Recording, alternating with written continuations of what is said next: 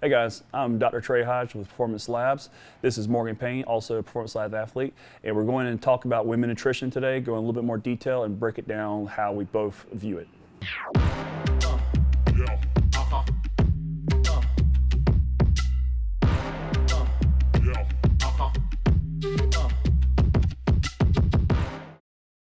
We're discussing female nutrition. One of those things that I feel in terms of comparing to male nutrition is a very different story. A lot of times I usually try to formulate diets that support female hormones. Some of the more important hormones I see with females usually have difficulty are, of course, thyroid, estrogen levels is another big one, and progesterone. So those are three hormones we really want to focus on when it comes to terms of female, and especially trying to guide the perfect diet. I admit, like for me, for most typical female athlete I even work with, or even a lifestyle, I usually try to spend a little bit more time with trying to incorporate more quality fats, omega-3, omega-6s, usually naturally from the diet itself.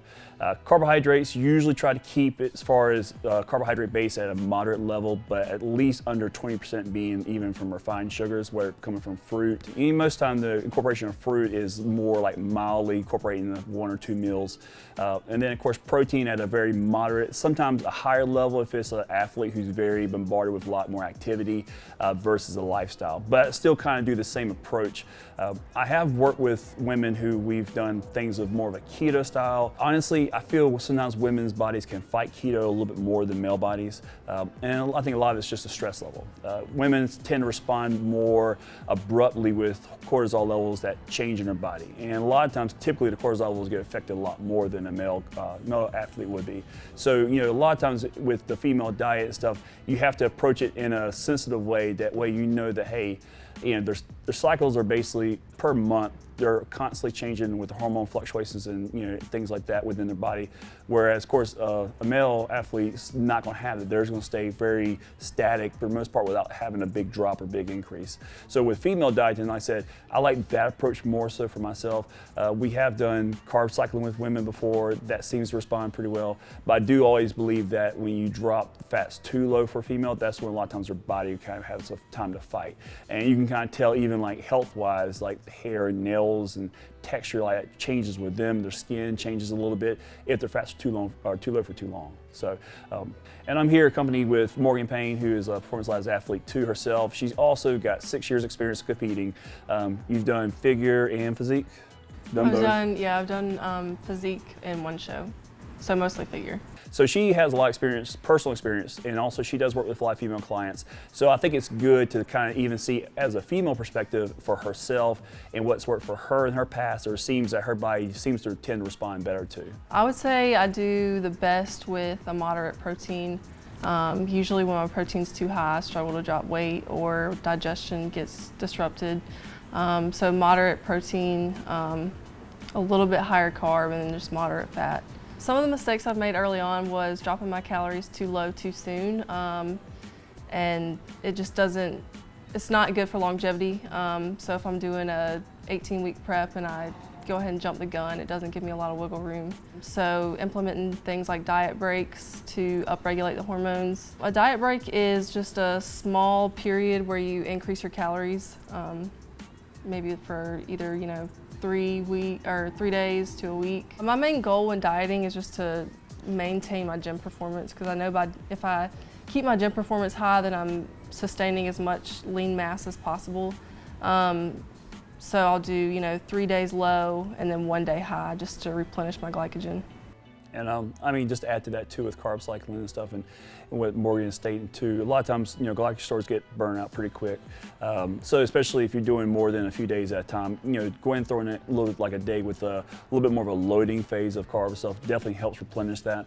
And also too with with women and stuff, with them and their bodies getting stressed, sometimes I believe even sometimes taking a full day off rest, meaning no gym, even sometimes in that day we might allow a little bit more food just to kind of let the body kind of heal, settle down, bring down as far as a lot of like the internal stress we get with it, and especially with the long-term diet. And I'm sure for her, she's done preps as long as over 16 weeks probably. 26. 20, okay, so she's done some really long preps too. So she definitely can probably vouch that with that type of long type prep that you have to allow that in the body with diet breaks, taking a rest day completely, because your body just gets to where it gets so inflamed because you got so much cardio, so much with the training and things. So if you're combat with the body with that, I mean, you're just putting so much more onto it. So it's good to have those breaks in there. And actually, just like her, you know, a lot of times I'll do like little breaks with some of my clients where we might even do 2 or 3 days where we're doing like maybe a moderate carb intake just to give the body a chance to just kind of get some rest and some time to at least get some stimulation inside as far as with insulin sensitivities. And actually, what Morgan talked about earlier stuff too about digestion. So I'm kind of curious, 'cause I know I have the same experience with a lot of females who I noticed some women don't do really well with a lot of veggies in the diet. Some have a hard time if, like, you know, the protein is so high, they start having issues with acid reflux, bloating, things like that. So in your experience, as far as you personally, what would you say for you was your best fit for protein amount and your best way of kind of avoiding those issues with like acid reflux? Protein, probably about 0.9 per pound of body weight. I know I'm, you know, anywhere from 150 to 130 off season and stage weight, and I keep my protein, what I find is best, around like 120 grams. Okay, good. And actually, I would say too, for most of the females, I'd say I'm usually about a point, like say about 0.9 to like even as high as like a 1.1, 1.2. I noticed that, and I've worked with a lot of physique athletes, and sometimes we try to go a little bit higher, and when we start having those issues with like a lot of bloating, if the digestive system is just really slow, a lot of times it is the problem with the protein. And even sometimes the sources, if we're doing a lot of heavier fatty protein bases, like a lot of heavier beef and things, this seems to really trigger that more often, especially with women. And honestly, even when it comes to even like water levels, and make sure a lot of females are drinking plenty of water, that seems to also be a big issue that sometimes can slow down digestion, because it's one of those things where, of course, if your body is somewhat dehydrated, you're not going to get the same motility and function out of your digestive tract that you normally would. So, and I know with you, are you hitting a certain amount of water right now per day? About a gallon. Yeah. And I guess for a gallon, you feel like that's good, where you don't feel any issues with like cramping, recovery, or anything like that. Energy's good. Okay, good. Now, on another topic too, when we're talking about like energy, and how do you do with sodium intake? Do you keep yours relatively moderate, or you go kind of high sometimes when you train? I keep it high, Okay. especially when my carbs are low, just to maintain stamina in the gym and keep a pump. Which actually makes sense too. A lot of people forget that sometimes we're taught that sodium is such a bad thing. Of course, and that's talking regarding maybe people that have heart issues. But for active people like us, or people like her that she's constantly going, exercising and stuff, those sodium levels can go down pretty quick, because when you perspire, of course, you're losing water as well as sodium at the same time. So with her saying that when her carbs low, she keeps her sodium high, that's actually very, very helpful, because that's going to help keep her body going, especially even keep her energy levels functioning well, and make sure her digestive system actually is properly working too. So hope this clears everything up with women nutrition, and we'll see you in the next video.